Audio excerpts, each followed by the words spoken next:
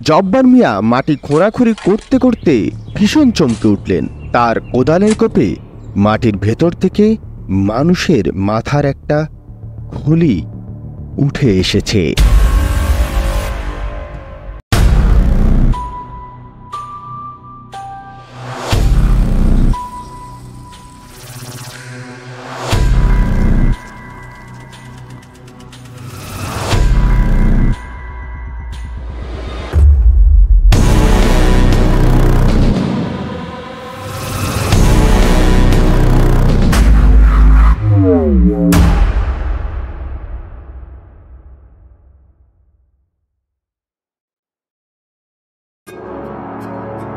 Extra মজা স্টুডিওর regular segment গল্পকারে আপনাদের স্বাগত জানাচ্ছি। গল্পকারের আজকের গল্প আফজাল হোসেনের লেখা নীল নয়না। আফজাল হোসেন জন্মগ্রহণ করেন 1980 সনের 4 জুলাই। ব্রজমোহন বিশ্ববিদ্যালয় থেকে ব্যবস্থাপনায় অনার্স মাস্টার্স এবং LLB সম্পন্ন করেন। রহস্য পত্রিকায় লেখালেখিতে আত্মপ্রকাশ করেন 2008 সালে। সেই থেকে এখন পর্যন্ত তার 100 গল্প উপন্যাস প্রকাশিত হয়েছে। আজকের গল্পটি নেওয়া হয়েছে রহস্য পত্রিকার একটি সংখ্যা থেকে। গল্পের সূত্রধর আমি ফাতেমা জোহরা সূচনা। বিভিন্ন চরিত্রে কণ্ঠ দিয়েছেন শওকত সমুদ্র এবং ফাতেমা জোহরা। আবহ সঙ্গীত গল্পকার টিম। পোস্টার ডিজাইন এবং ভিডিও মেকিং শওকত সমুদ্র।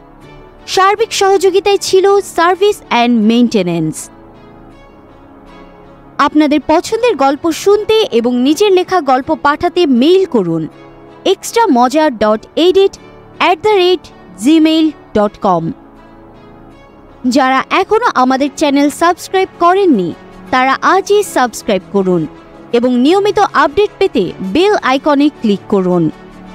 চলুন শুনতে থাকি আফজাল হোসেনের লেখা নীল নয়না।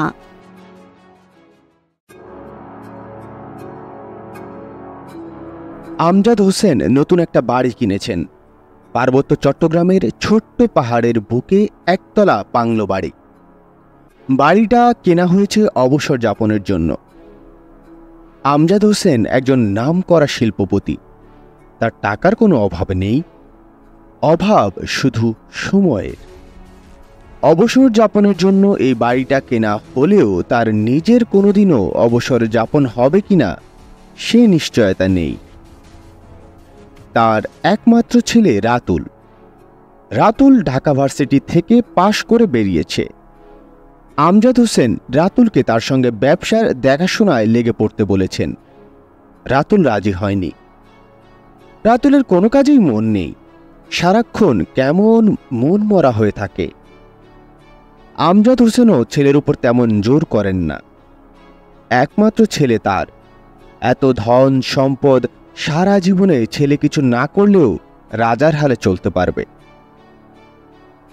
রাতুলের মা নেই, বলা যায় মা থাকতেও নেই।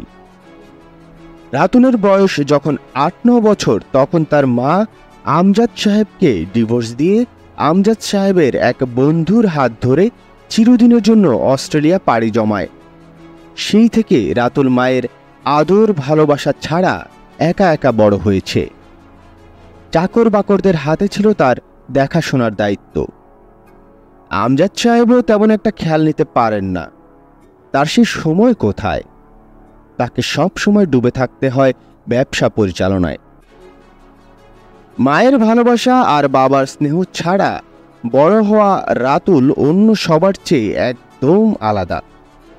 তার স্বভাব অসম্ভব রকমের চুপচাপ, গম্ভীর ধরনের। তার কোনো বন্ধু বান্ধব নেই, নেই কোনো শখের কাজ। সারাক্ষণ শুধু বিষণ্ণ উদাস হয়ে থাকে। পার্বত্য চট্টগ্রামের বাংলো বাড়িটা কেনার পর আমজাদ সাহেব রাতুলকে কিছুদিনের জন্য নতুন বাড়িটায় বেরিয়ে আসতে বলেছেন। রাতুল প্রথমে রাজি হতে চায়নি।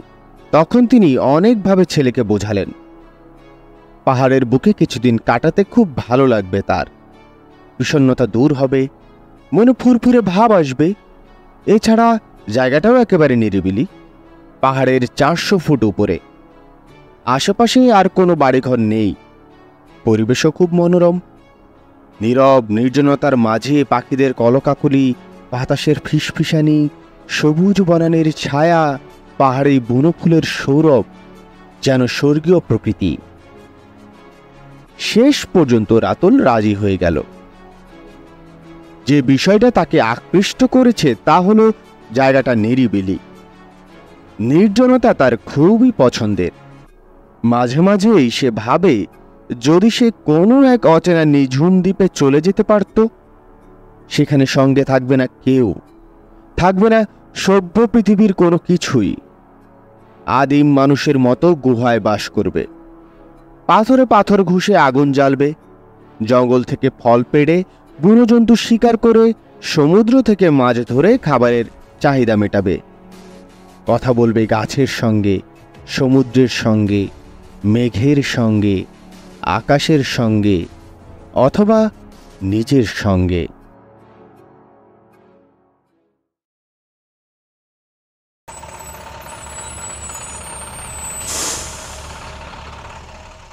ভাদ্র মাসের মাঝামাঝি সময়। রাতুল এখন পার্বত্য চট্টগ্রামের হিলামছড়িতে, বিরংকোট পাহাড়ের নিচে। বাস এখানেই তাকে নামিয়ে দিয়েছে। তার গন্তব্য এই পাহাড়েরই 400 ফুট উপরে নতুন কেনা বাংলো বাড়িতে। এই পাহাড়ে কোনো যানবাহন ওঠে না, যানবাহন ওঠার মতো বাঁধানো রাস্তাই নেই। একমাত্র উপায় পায়ে হেঁটে ওঠা। ফিতের মতো আঁকা বাঁকা সরু পথ উপরে উঠে গেছে। সন্ধ্যা ঘনিয়ে আসছে। আগে থেকেই আকাশ কালো মেঘে ভারী হয়েছিল, এখন বিজলি চমকাতেও শুরু করেছে। সেই সঙ্গে দমকা হাওয়া ছেড়েছে। রাতুলের কাঁধে একটা বিশাল ব্যাগ। ব্যাগ ভর্তি তার নিত্য প্রয়োজনীয় কাপড় চোপড়, টুথব্রাশ, টুথপেস্ট, শেভ করার সরঞ্জাম সহ অনেকগুলো বই। বই তার একমাত্র বন্ধু। সে যেখানেই যাক সঙ্গে বই থাকবেই। রাতুল ভেবে কুল পাচ্ছে না, কারো সাহায্য ছাড়া এত ভারী ব্যাগ কাঁধে নিয়ে সে কি করে পাহাড়ের 400 ফুট উপরে উঠবে। ওদিকে দমকা হাওয়ার বেগ ক্রমেই বাড়ছে, সেই সঙ্গে পাল্লা দিয়ে বিজলি চমকাচ্ছে। ঝড় বৃষ্টি শুরু হতে আর বোধহয় বেশি দেরি নেই। পাহাড়ি পথে হাঁটা এমনিতেই খুব কঠিন, তার উপর বৃষ্টি শুরু হয়ে গেলে প্রায় অসম্ভব হয়ে দাঁড়াবে। রাতুল আর দেরি না করে কাঁধের ভারী ব্যাগটা বয়ে অতি দ্রুত হাঁটা শুরু করল। বৃষ্টি শুরু হওয়ার আগেই তাকে বাংলোতে পৌঁছতে হবে।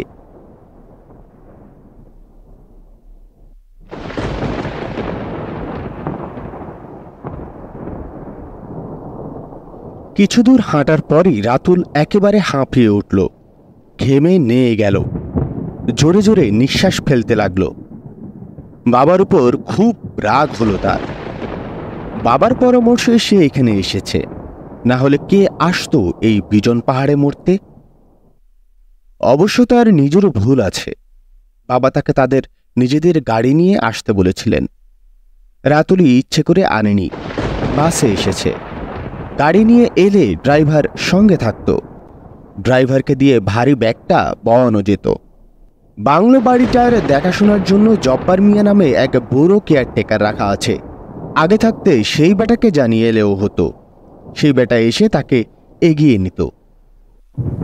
দেখতে দেখতে ঝড় বৃষ্টি শুরু হয়ে গেল, তুমুল ঝড় বৃষ্টি। রাতুল অসহায় হয়ে পড়ল।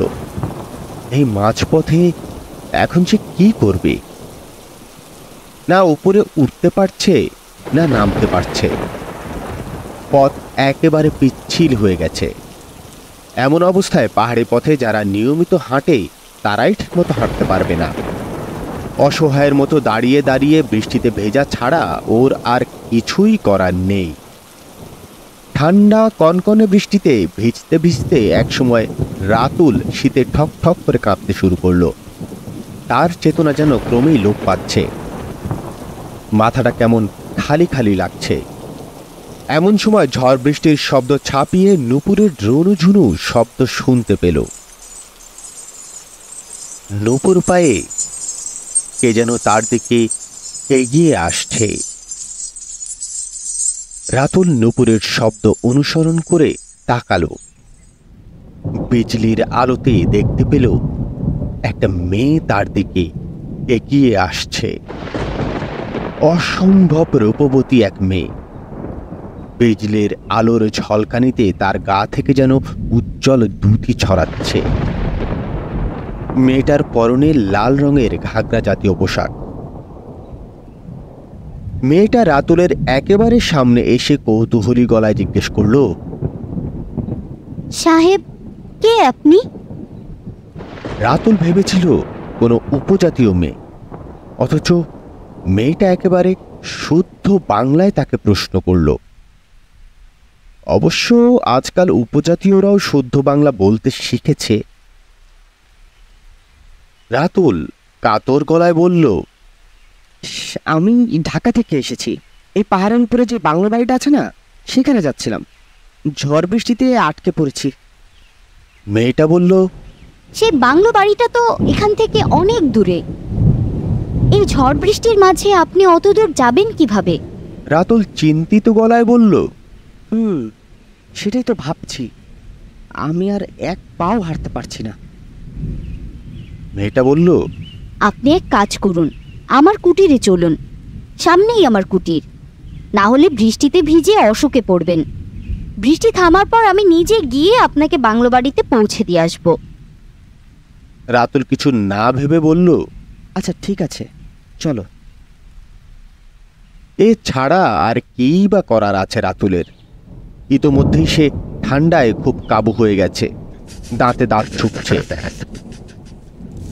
রাতুল মেয়েটার পিছু পিছু হাঁটতে শুরু করলো। কয়েক পা এগোতেই হম্বি খেয়ে পড়ে গেল।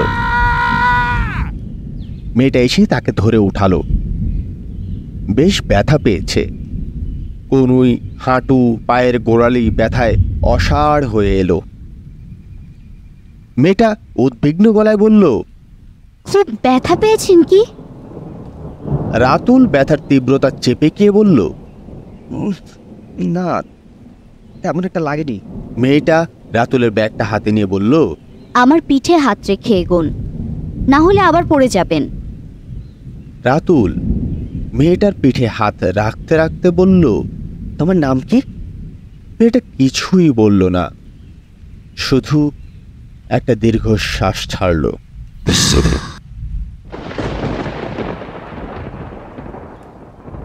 জঙ্গলের মধ্যে ছোট্ট একটা কুটির, একেবারে ঝকঝকে পরিষ্কার পরিচ্ছন্ন।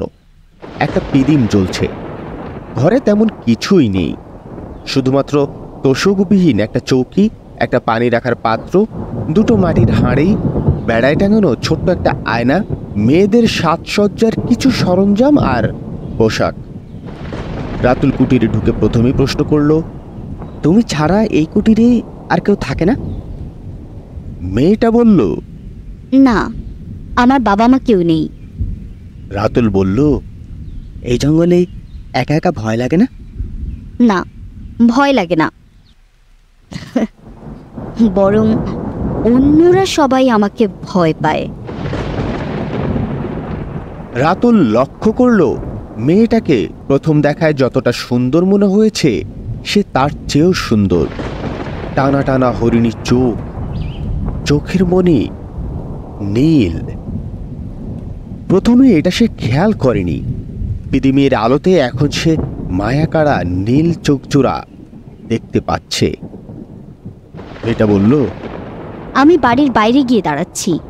আপনি ব্যাগ খুলে শুকনো পোশাক বের করে পোশাক পাল্টে নিন। রাতুল পোশাক পাল্টে নিল। শুকনো পোশাক পরেও তার শীত লাগার অনুভূতি কমছে না, এখনো শীতে অল্প অল্প কাঁপছে। মেয়েটা রাতুলকে শীতে কাঁপতে দেখে কুটিরের মধ্যে ছোট্ট করে আগুন জ্বালল।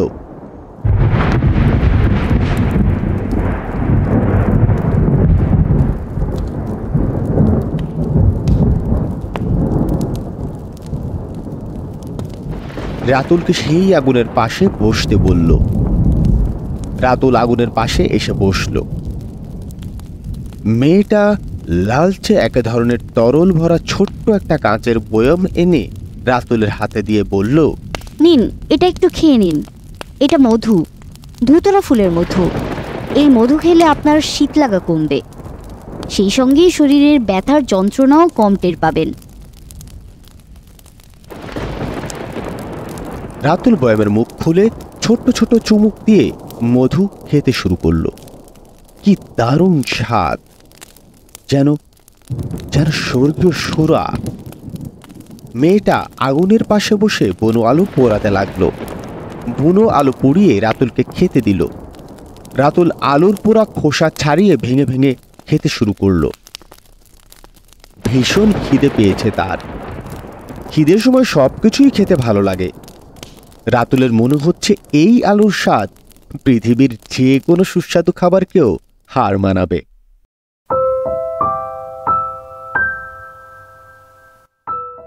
বৃষ্টি থেমে গেছে।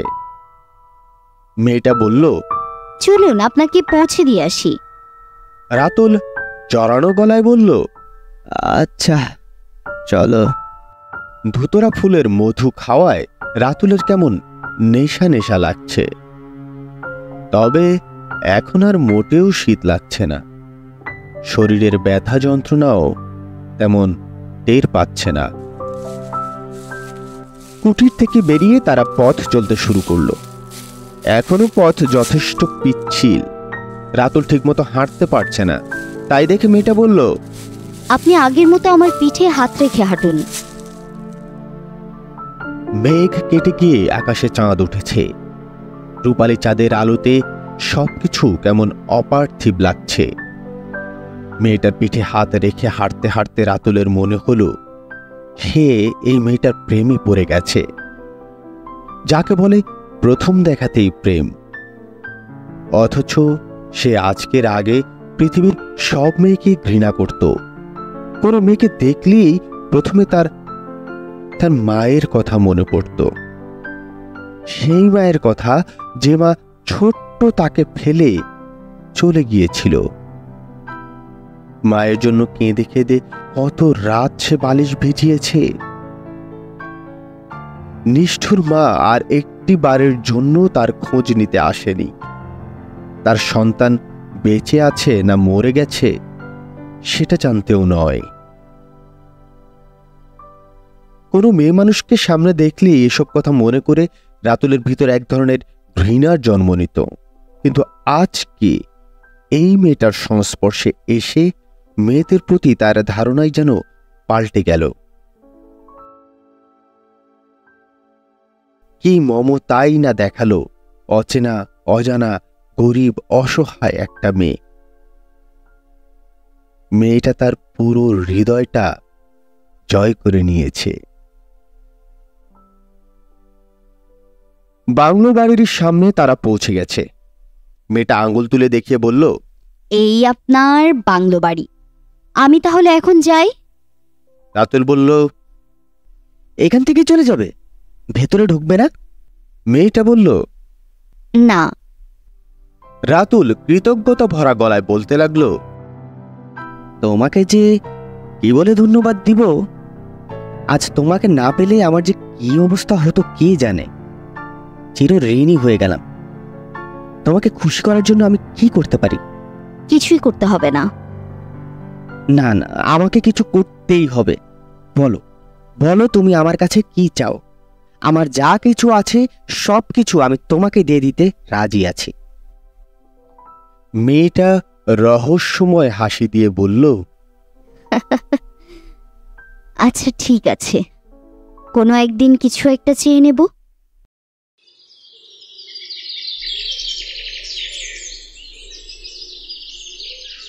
রাতুলের ঘুম ভাঙল অনেক বেলায়। ঝড় বৃষ্টির রাতের পর রোদ ঝলমলে চমৎকার সকাল মন ভালো করে দেয়।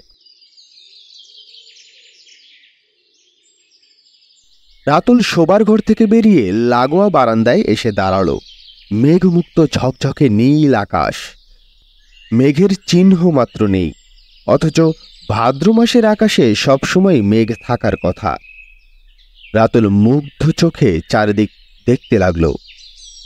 চারিদিক ভরে আছে সবুজে সতেজে। কেয়ারটেকার জব্বার মিয়া বাংলোর সামনের একটা জংলা মতো জায়গা পরিষ্কার করছেন। তাই দেখে রাতুল জিজ্ঞেস করল, চাচা ওখানে কি করবেন?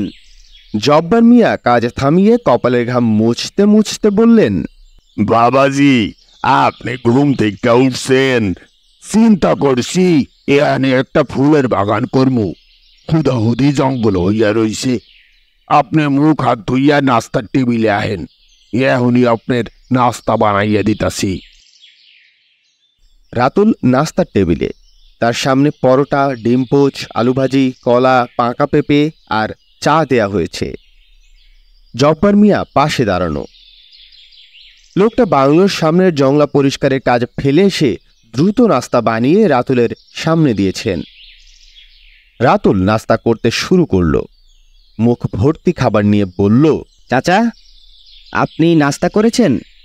হায় বাবাজি, তা কোন ফজরের আজানের সময় তো ঘুম থেকে উঠি, নামাজ কালাম কইরা ঘন্টা খানিকের মধ্যেই নাস্তা সাইরা নেই। বুড়া মানুষ, বেশিক্ষণ খালি পেটে থাকতে পারি না। তা সেই কখন খেয়েছেন, এখন নিশ্চয়ই আবার খিদে লেগেছে, এখন আবার কিছু খেয়ে নিন। জি বাবাজি, আপনার খাওয়া শেষ হইলে কিছু একটা খাইয়া বাজারের দিকে যামু। ঘরে চাউল ডাইল অনেক কিছুই নাই। রাতুল বলল, আচ্ছা ঠিক আছে, বাজারে যাওয়ার আগে আমার কাছ থেকে বাজার করার টাকাটা নিয়ে নিয়েন। জব্বার মিয়া বাজারে যাবার পর রাতুলও বাংলো থেকে বেরিয়ে পড়ল।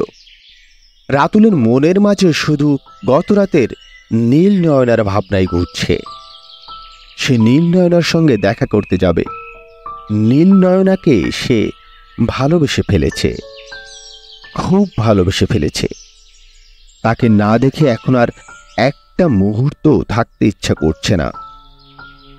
ইচ্ছে করছে সারাক্ষণ তার হাত ধরে পাশে বসে থাকতে, চোখে চোখ রেখে না বলা কথাগুলো বলতে, বুকের মাঝে জড়িয়ে ধরতে। কি চমৎকার রূপবতী, সহজ সরল মমতাময়ী একটা মেয়ে। সে এই নীল নয়নাকেই বিয়ে করবে।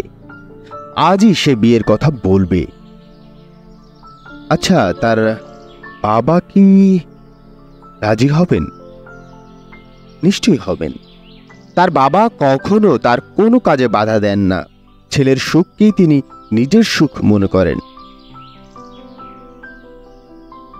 আশ্চর্য! গতরাতে জঙ্গলের ভিতরে যে জায়গাটায় নীল নয়নার কুটির ছিল, সেখানে জঙ্গল ছাড়া আর কিছুই নেই। রাতুল কি পথ ভুল করেছে? পথ গুলিয়ে পাহাড়ের অন্য কোনো জায়গায় এসে পড়েছে? রাতুল ঘন্টা তিনেক ধরে অনেক খোঁজাখুঁজি করেও নীল নয়নার কুটিরের খোঁজ পেল না। যেন রাতারাতি কুটিরটা অদৃশ্য হয়ে গেছে। রাতুলের খুব মন খারাপ লাগছে। এমন সময় বাজার নিয়ে জব্বার মিয়াকে আসতে দেখা গেল। জব্বার মিয়া রাতুলকে দেখে অবাক হওয়া গলায় বললেন, বাবাজি, এখানে আপনি কি করতেছেন? জানেন পাহাড়ি জঙ্গলে কত জাতের সাপ খোঁজতায়? রাতুল নীল নয়নার চেহারার বর্ণনা দিয়ে বলল, চাচা সেই মেয়েটার কুটিরটা খুঁজছি। এই পাহাড়ে আপনি কুটির পাইবেন কোথায়? এই পাহাড়ে আমাকে বাংলোটা ছাড়া আর কোনো বাড়ি ঘরই নাই। রাতুল অবাক হয়ে বলল, কি যে বলেন, গতরাতে আসার পথে বৃষ্টিতে এখানেই মেয়েটার কুটিরে আমি আশ্রয় নিয়েছিলাম। মেয়েটাই তো আবার বৃষ্টি থামার পর আমাকে বাংলা পর্যন্ত পৌঁছে দিয়েছিল। বাবাজি, আমার কথা আপনার বিশ্বাস হয় না? এই পাহাড়ে আমগো বাংলোটা ছাড়া আর কোনো বাড়ি ঘর নাই। 1 সপ্তাহ কেটে গেছে। রাতুল আর নীল নয়নার দেখা পেল না। রাতুল সমস্ত হিলামছড়ি উপজেলা ঘুরে ঘুরে নীল নয়নাকে খুঁজেছে। কোথাও আর সে নীল চোখের মেয়েটাকে দেখতে পেল না। লোকজনদের ধরে ধরে মেয়েটার চেহারার বর্ণনা দিয়ে জিজ্ঞেস করেছে, কেউই কোনো সন্ধান দিতে পারেনি। কেউ কেউ আবার বিরক্ত হয়ে বলেছে, নীল চোখের মেয়ে মানুষ খোঁজেন, বিলেত যান, অনেকটা পেয়ে যাবেন। নীল নয়না যেন আলোর দিশা হয়ে সেই রাতে রাতুলের জীবনে এসেছিল। এখন আবার সে আগের মতো মনমরা হয়ে গেছে। সারাক্ষণ বিমর্ষ চিত্তে বাংলোয় নিজের ঘরেই বসে থাকে। নাওয়া খাওয়া ঘুম কিছুতেই তার মন নেই। জব্বার মিয়া বাংলোর সামনের জঙ্গা জায়গাটা একেবারে পরিষ্কার করে ফেলেছেন। কয়েকদিন ধরে এখন তিনি জায়গাটা খোঁড়াখুড়ি করছেন। কোদাল দিয়ে মাটি কুপিয়ে আলগা করছেন। 1.5 হাত গভীর পর্যন্ত মাটি ওলটপালট করে দিচ্ছেন। এভাবেই নাকি বাগান করার আগে মাটি তৈরি করে নিতে হয়। জব্বার মিয়া মাটি খোঁড়াখুড়ি করতে করতে ভীষণ চমকে উঠলেন। তার কোদালের কোপে মাটির ভেতর থেকে মানুষের মাথার একটা খুলি উঠে এসেছে। আপনারা শুনছেন আফজাল হোসেনের লেখা গল্প নীল নয়না। যারা এখনো আমাদের চ্যানেল সাবস্ক্রাইব করেননি তারা আজই সাবস্ক্রাইব করুন এবং নিয়মিত আপডেট পেতে বেল আইকনে ক্লিক করুন। চলুন শুনতে থাকি গল্পের বাকি অংশ। তিনি চিৎকার দিয়ে রাতুলকে ডাকতে শুরু করলেন। তার গলার স্বরে এমন কিছু ছিল, তক্ষুনি রাতুল ছুটে এলো। রাতুলকে খুলিটা দেখালেন। রাতুল বিস্মিত গলায় বলল, এখানে মানুষের মাথার খুলি এলো কোত্থেকে?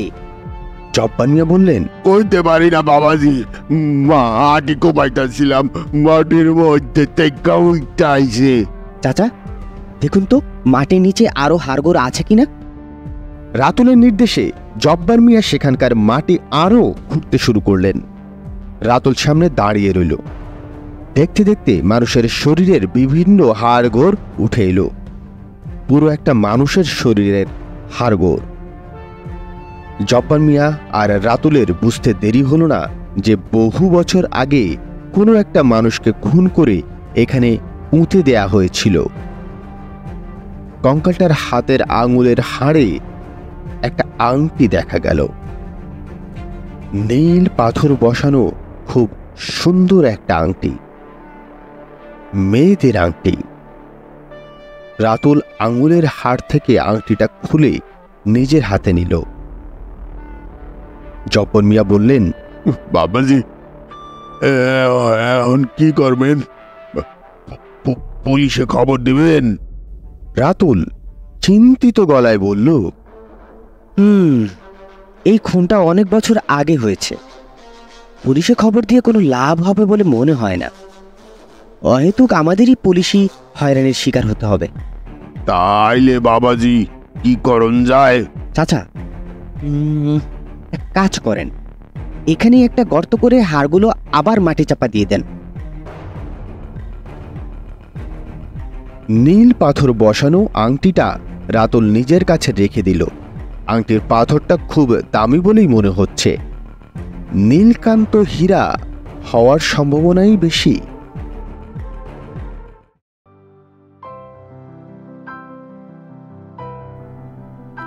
প্রায় মাসখানেক কেটে গেছে। রাতুলের আর পাহাড়ে মন টিকছে না। ভাবছে 2-1 দিনের মধ্যে ঢাকায় চলে যাবে। এতদিন ধরে সে এখানে পড়েছিল শুধু নীল নয়নার আশায়। ভেবেছিল যে করেই হোক সে নীল নয়নার খোঁজ বের করবে, কিন্তু এতদিনেও সে আর নীল নয়নার দেখা পেল না।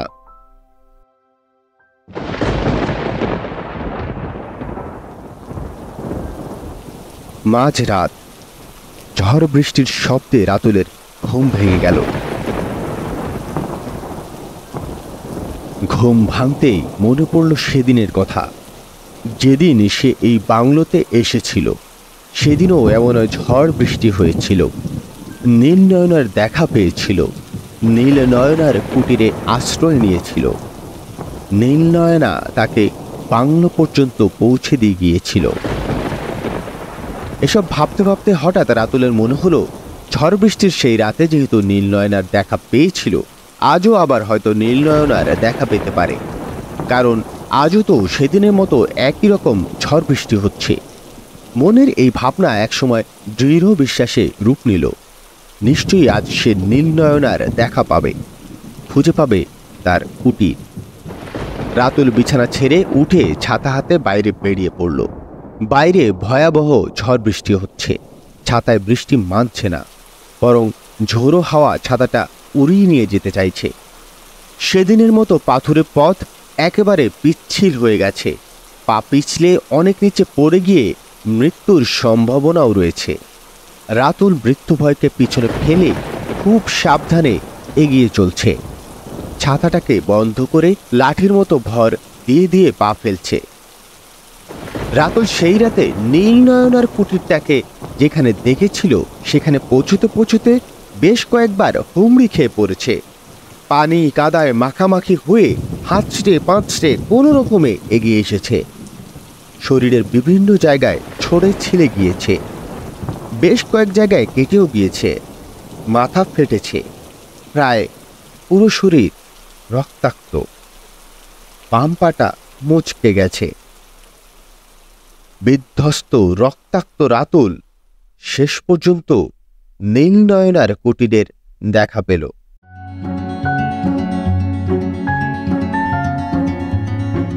নীলনয়না কুটিরের দরজায় পিদিম হাতে দাঁড়িয়ে রয়েছে, যেন সে রাতুলের আসারই অপেক্ষা করছিল। নীলনয়নাকে দেখতে পেয়ে রাতুলের চেহারায় একই সঙ্গে বিস্ময়, আনন্দ আর অভিমান ফুটে উঠল। কিছুক্ষণ শুধু হতভম্বের মতো তাকিয়ে রইল। এরপর ল্যাংচাতে ল্যাংচাতে নীলনয়নার কাছে ছুটে গেল। বুঝে আসা বাষ্পরুদ্ধ গলায় বলল, এতদিন কোথায় ছিলে? নীলনয়না ধরা গলায় বলল, আমাকে পেতে তুমি নিজের এই অবস্থা করেছো। রাতুল নীলনয়নার হাত দুটো নিজের বুকের সঙ্গে চেপে ধরে বলল, কেন তুমি আমার কাছ থেকে এভাবে লুকিয়েছিলে? কেন এত দুঃখ দিলে আমাকে? কেন? নীলনয়না ভাঙা গলায় বলতে লাগলো, আমি তোমাকে দুঃখ দিতে চাইনি, আমি নিরুপায়, আমার কিছুই করার নেই। সেদিন আমি তোমার চোখে আমার জন্য ভালোবাসা দেখেছিলাম, কিন্তু কিন্তু আমার কিছুই করার নেই। আমি কাউকে ভালোবাসতে পারি না, সেই ক্ষমতাই নেই আমার। আমি যে নিয়তির হাতে বন্দী। আবার যখন পেয়েছি আর আমি তোমাকে হারাতে দেব না। তা তুমি আমাকে ভালোবাসো আর নাই বাসো, শত চাইলেও আমাকে তুমি আটকে রাখতে পারবে না। আমাকে যে হারিয়ে যেতেই হবে, আমি নিয়তির কাছে বন্দী। রাতুল নীলনয়নার ঠোঁটে আঙুল চেপে ধরে বলল, একবারও তুমি আর হারিয়ে যাবার কথা বলবে না। তোমার কি আমার ভালোবাসা বিশ্বাস নেই? বিশ্বাস আছে, কিন্তু আমার নিয়তি আমাকে তোমার কাছে থাকতে দেবে না। বারবার শুধু নিয়তির কথা বলছো। তোমার নিয়তি তোমার সঙ্গে এমন কি করেছে? তোমাদের বাংলোর সামনে মাটি খুঁড়ে যে কঙ্কালটা পেয়েছো, ওটা কার কঙ্কাল জানো? না তো। কার কঙ্কাল ওটা? আর তুমি সে কথা কিভাবে জানলে? সেই কঙ্কাল পাওয়ার কথা তো আমরা কাউকেই জানাইনি। আমি আরো অনেক কিছুই জানি, শুনবে তুমি? বহু বছর আগে তোমাদের এই বাংলোতে এক ইংরেজ সাহেব থাকতেন। সেই সাহেবের চোখের মণি ছিল নীল রঙের। সেই সময় মা বাবাহীন অনাথ চাকমা একটা মেয়েও এই পাহাড়েই থাকত। আমার এই কুটিরটাই তার কুটির ছিল। কিভাবে যেন সেই মেয়েটার সঙ্গে ইংরেজ সাহেবের ভালোবাসা হয়ে যায়। ইংরেজ সাহেব ভালোবেসে মেয়েটার হাতে নীল পাথর বসানো খুব সুন্দর একটা আংটি পরিয়ে দেন। দিনে দিনে তাদের ভালোবাসা আরো গাঢ় হয়। একসময় মেয়েটা গর্ভবতী হয়ে পড়ে। ইংরেজ সাহেব মেয়েটাকে বিয়ে করার আশ্বাস দেন, কিন্তু একের পর এক মাস পেরিয়ে যাচ্ছিল। ইংরেজ সাহেব বিয়ে করছিলেন না। ওদিকে মেয়েটার পেটে অনাগত সন্তান ক্রমেই বেড়ে উঠছিল। মেয়েটার মন বলতো খুব সুন্দর একটা মেয়ে হবে তার, যার চোখের মনি হবে ইংরেজ সাহেবের মতো নীল রঙের। মেয়েটা মনের মাঝে রঙিন রঙিন স্বপ্ন বুনতে থাকে।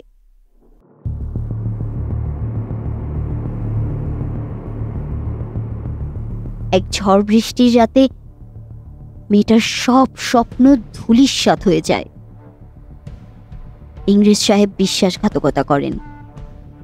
মেয়েটাকে গলা টিপে হত্যা করে বাংলোর সামনে পুঁতে দিয়ে সেই রাতেই এখান থেকে পালিয়ে যান।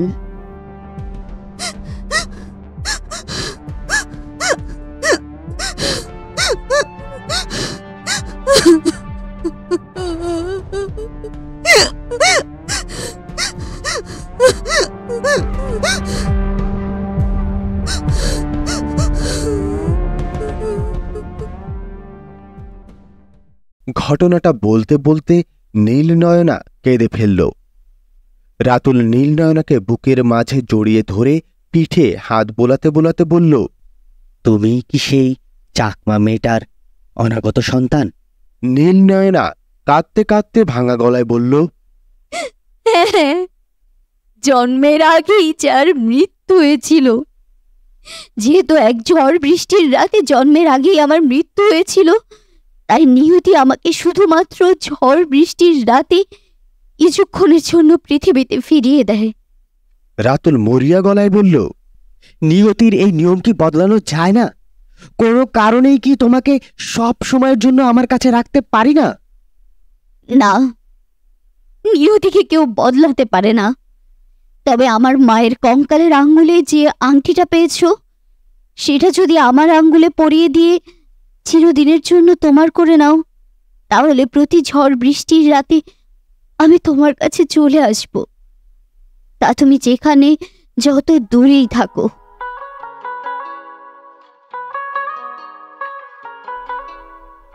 আংটিটা রাতুলের পকেটেই ছিল। রাতুল পকেট থেকে আংটিটা বের করে নীলনয়নার আঙুলে পরিয়ে দিল।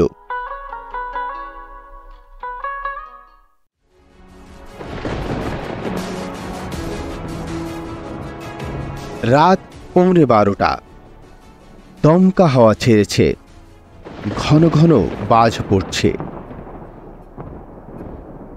কিছুক্ষণের মধ্যেই তুমুল ঝড় বৃষ্টি শুরু হবে। সন্ধ্যা থেকেই আকাশে মেঘ জমছিল। রাতুল ঢাকায় তাদের ধানমন্ডির বাসায়, তার বাবা দেশের বাইরে। পুরো বাসায় সে একা। সন্ধ্যায় আকাশে মেঘ জমতে দেখেই রাতুল বাসার সব চাকর বাকরকে ছুটি দিয়ে চলে যেতে বলেছে।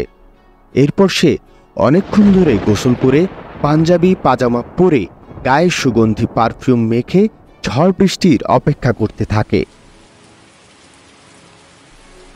ঝড় বৃষ্টি শুরু হয়ে গেছে। ঝোড়ো হাওয়ায় রাতুলের শোবার ঘরের দরজাটা ধীরে ধীরে খুলে যাচ্ছে। না, ঝোড়ো হাওয়ায় নয়, কে যেন ভেজানো দরজাটা ঠেলে ভিতরে ঢুকছে। তার ফর্সা মখমলের মতো কোমল হাতটা দেখা যাচ্ছে। হাত ভর্তি কাচের চুড়ি আর অনামিকায় নীল পাথর বসানো আংটি। ঝোড়ো হাওয়ায় তার গায়ের মিষ্টি গন্ধ ভেসে আসছে। সমস্ত ঘর ভরে যাচ্ছে মিষ্টি সৌরভে। এখনই তার অপরূপ সুন্দর মুখখানা দেখা যাবে। দেখা যাবে মায়াকাড়া নীল চোখ জোড়া।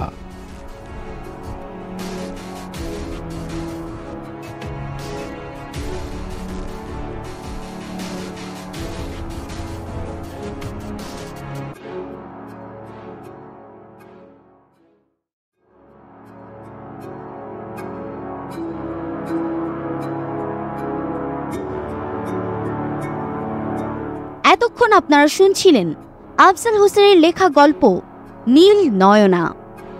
যারা এখনো আমাদের চ্যানেল সাবস্ক্রাইব করেননি, তারা আজই সাবস্ক্রাইব করুন এবং নিয়মিত আপডেট পেতে বেল আইকনে ক্লিক করুন।